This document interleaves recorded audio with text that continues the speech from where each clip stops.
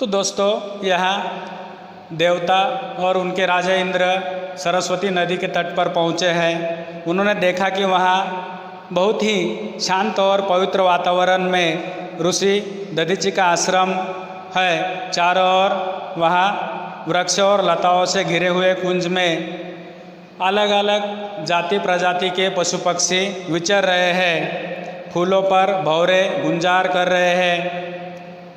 हिंसक पशुओं के साथ अहिंसक पशु निर्भय, यानी कोई भी उन्हें डर नहीं है मन में। वह क्रूरता भूल गए हैं।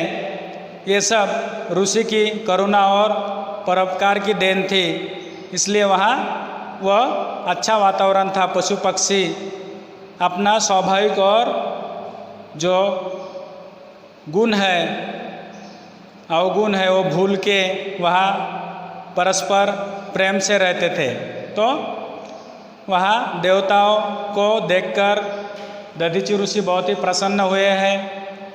उन्होंने देवताओं को स्वागत किया और बोल रहे हैं कि मेरा अहोभाग्य है कि क्योंकि अब स्वर्ग नगरी के राजा इंद्रदेव कुटिया में पधारे हैं, तो वहाँ का वातावरण, ऋषि का मन कितना प्रसन्न हुआ होगा उसकी हम मन ही मन में चर्चा कर सकते हैं या मन ही मन में ठान लेते हैं। तो उसी में एक मृग छोने ने हरिण के छोटे बच्चे, उसको दधीचि ऋषि उसके पैर में कुछ घास का एक तीक्ष्ण टोक चुभा है, तो उसकी मरम्मत कर रहे हैं, उसकी सेवा कर रहे हैं। तो देवताओं ने, यानी इंद्रदेव ने उनकी प्रशंसा की है, क्योंकि उनके इस परोपकार का, क्योंकि दधीचि ऋषि परोपकारी है, उनके परोपकार का, उनकी कीर्ति, उनका कार्य चारों तरफ उनकी कथा, गाथाएं, कहानी नज़र आ रही है, जो कि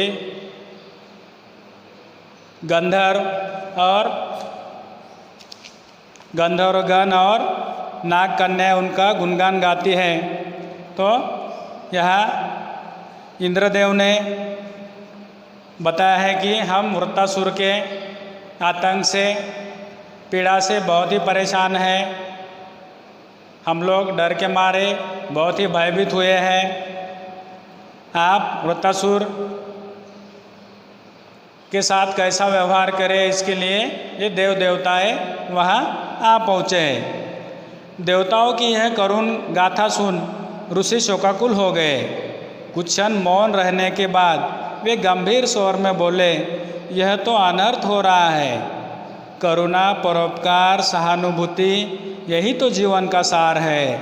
कोई वृत्तासुर को समझाता क्यों नहीं? तो ऋषिवर यहाँ शोकाकुल हुए हैं। उन्हें भी बहुत खेद हुआ है, दुख हुआ है कि ये देवताओं की करुण गाथा, यानी कहानी, कथा सुन के उनको वृत्तासुर किस प्रकार परेशान कर रहा है। तो ये सुनकर उन्हें बहुत ही दुख हुआ है मन ही मन में। कुछ क्षण उन्होंने मौन धारण किया है, चुप बैठे हैं, चुप्पी साधी है, और बाद में गंभीर स्वर में बोले, यह तो अनर्थ हो रहा है। वृत्तासुर जो कार्य कर रहा है, बर्ताव कर रहा है, वो तो अनर्थ साबित हो रहा है। करुणा, परोपकार, सहानुभूति, यही तो जीवन का सार है। ऋषिवर कहते हैं कि जो करुणा, परोपकार और सहानुभूति है, यही तो हमारे जीवन का सार है, सारांश है। कोई वृत्तासुर को समझाता क्यों नहीं? तब इंद्र बोले, सब उपाय कर लिए गए, अब बस एक ही उपाय शेष है, बाकी है। इंद्रदेव बोले, ऋषिवर, हम लोगों ने सभी उपाय कर लिए हैं, अब बस एक ही उपाय शेष है। वह क्या? ऋषि ने पूछा। और वह क्या? ऋषि ने पूछा। वृत्तासुर का वध। इंद्र भगवान बोले, वृत्तासुर का वध, यानी उसकी मृत्यु, यहाँ उसको मृत्युदंड देना आवश्यक है। ऐसा इंद्रदेव ने कहा है। तो ऋषिवर मौन हो गए। फिर से ऋषिवर मौन हो गए। कुछ देर आत्मचिंतन करने के बाद बोले, यदि संसार के हित के लिए एक वृत्तासुर को मारना पड़े तो वह धर्म है, कर्तव्य है। और इंद्रदेव की जुबान से उन्होंने सुना कि वृत्तासुर का वध करना ही इनकी पीड़ा से छुटकारा पाना संभव है, उनका वध करना पड़ेगा, उन्हें मृत्युदंड देना पड़ेगा। तब ऋषिवर फिर से मौन हो गए और थोड़ी देर बाद उन्होंने कुछ देर आत्मचिंतन करके बताया, बोले, यदि संसार के हित के लिए कोई अहितवादी व्यक्ति है तो उसका मरना संसार के लिए ठीक है। वृत्तासुर को मरना पड़े तो वो धर्म है, कर्तव्य है। यानी प्राचीन काल से लेकर आज तक धर्म और अधर्म ये दो संकल्पनाएं हर एक के मन में है। कोई बुरा करता है तो उसे अधर्मी कहा जाता है, और जो लोगों की मदद करता है, परोपकार करता है, वो धर्म के साथ चल रहा है, ऐसा हम लोग बोलते हैं। आज भी इस संकल्पना के ऊपर ये धरती जीवित है, यहाँ का कामकाज जारी है। इंद्र ने कहा, यदि तो हम चाहते हैं, इंद्र ने कहा, यही तो हम चाहते हैं ऋषिवर, पर आपकी कृपा के बिना ये संभव नहीं। इंद्रदेव बोले, ऋषिवर, हम इसीलिए तो आपसे यहाँ सलाह मसलत करने आए हैं और उसका इस दुनिया से नष्ट होना यही तो हम चाहते हैं, लेकिन ये आपकी कृपा के बिना असंभव है, संभव नहीं है। तो ऋषिवर कहते हैं, वो कैसे, वह कैसे? आप हमें विजय का वरदान देने की कृपा करें। और इंद्रदेव बोले, आप हमें हम विजयी हो जाए इसके लिए आशीर्वाद दे दीजिए, आशीर्वाद देने की कृपा करें, हमें ऐसा कुछ वरदान देने की कृपा करें।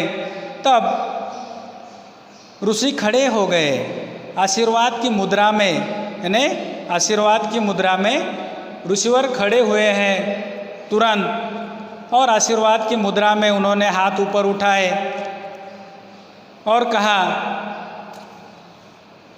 वृत्तासुर का नाश हो। उन्होंने खड़े हुए हैं और दोनों हाथ ऊपर करके आशीर्वाद की मुद्रा में खड़े हुए हैं और कहा है, वृत्तासुर का नाश हो, असुरों पर सुरों की विजय प्राप्त हो। और आशीर्वाद दे दिया, क्योंकि प्राचीन काल में ऋषि मुनि या देव देवताओं को आशीर्वाद देके, कुछ वरदान देके ही अपने भक्तों को संतुष्ट करते थे, उनकी पीड़ा कम करने में मदद करते थे। किसी के ऊपर क्रोध भाव व्यक्त होता था तो उसको पीड़ा भी देते थे। तो इस पर इंद्रदेव बोले, किंतु ब्रह्मा जी ने कहा कि, इंद्र बोले, किंतु ब्रह्मा जी ने कहा कि वृत्तासुर केवल एक ही अस्त्र से मारा जा सकता है, और वह है आपकी अस्थियों से बना वज्र। क्योंकि यहाँ इंद्रदेव को ब्रह्मा जी ने तो बताया है, आपको सरस्वती नदी के तट पर जाना है, वहाँ दधीचि नामक ऋषि को मिलना है, उनकी अस्थियाँ कैसे भी करके उनको मना के लेनी है, और वह अपने तोष्टा को देकर वह एक अस्त्र बनाएगा, जिसे वज्रासन कहते हैं, वज्रास्त्र बनाएगा, और उससे ही वृत्तासुर मारा जा सकता है। ये महर्षि ने, धरती के निर्माता, सृष्टि के निर्माता ने इंद्रदेव को कहा है। तो उन्होंने वो यहाँ दधीचि ऋषि को कहा है कि ब्रह्मा जी ने तो ऐसा ऐसा कहा है, आपकी अस्थियों से जो अस्त्र बनाया जाएगा उसे वज्रास्त्र कहा जाएगा, और उससे ही सिर्फ वृत्तासुर मारा जा सकेगा। यह सुनना ही था कि ऋषि दधीचि का रोम रोम पुलकित हो उठा, क्योंकि ऋषि मुनि अंतर्यामी थे, उन्हें सामने वाले व्यक्ति के मन में क्या है वो पहले से ही पता चलता था। यहाँ दधीचि को भी पता है, क्योंकि वो परोपकारी व्यक्ति है, वह जगत के लिए निर्माण उनका हुआ है। ब्रह्मा जी ने भी इंद्रदेव को बोला है कि वो जान जाएंगे, लेकिन इंद्रदेव के मुंह से ही वो ऋषिवर सुनना चाहते हैं, और उन्होंने सुन लिया। ये सुनना था कि ऋषि दधीचि का रोम रोम पुलकित हो उठा, उनका हृदय प्रसन्नता से वहाँ पुलकित हो उठा है। उन्होंने दौड़कर इंद्र को आलिंगन कर लिया और ऋषिवर ने दौड़कर जाके देवताओं की नगरी के राजा इंद्र को आलिंगन किया, गले लगाया और कहा और बोले, इतनी देर क्यों लगाई देवराज, इतनी देर क्यों लगाई देवराज, अब तक क्यों नहीं कहा। जगत की रक्षा के लिए मेरा शरीर सहर्ष से प्रस्तुत है, आज मेरा जीवन धन्य हुआ।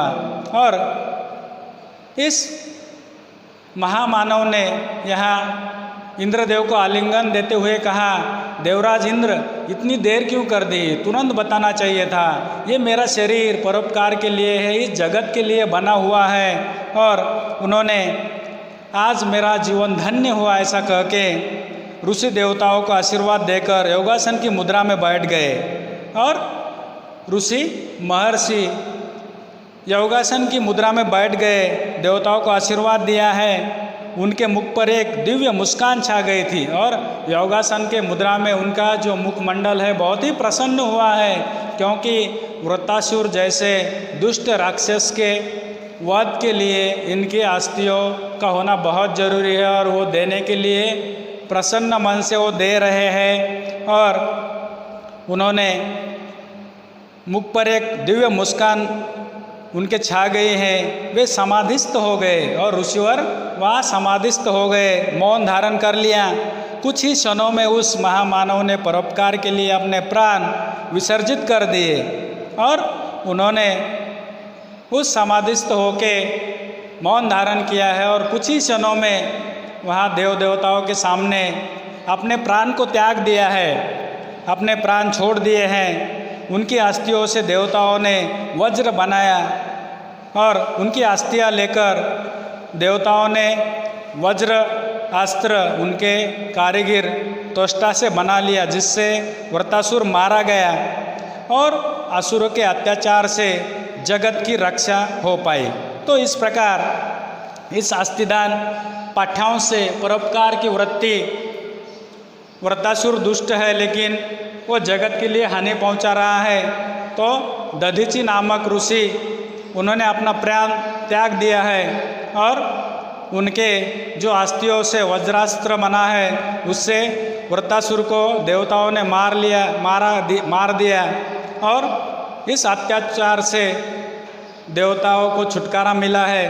तो बच्चों, आज भी इस दुनिया में परोपकारी लोगों की संख्या बहुत है, लेकिन अधर्मी लोगों की संख्या भी बहुत है। तो वक्त के साथ हमें परोपकार सीखना है, अधर्मी नहीं बनना है और जो भी अधर्म करता है उसे हमें समझाने की कोशिश करना है, क्योंकि अधर्म का अंत बुरा होता है और अच्छाई का साथ हमें भी हमेशा देना है।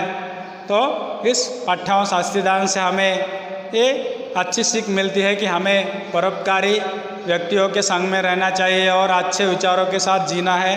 धन्यवाद। We'll be right back.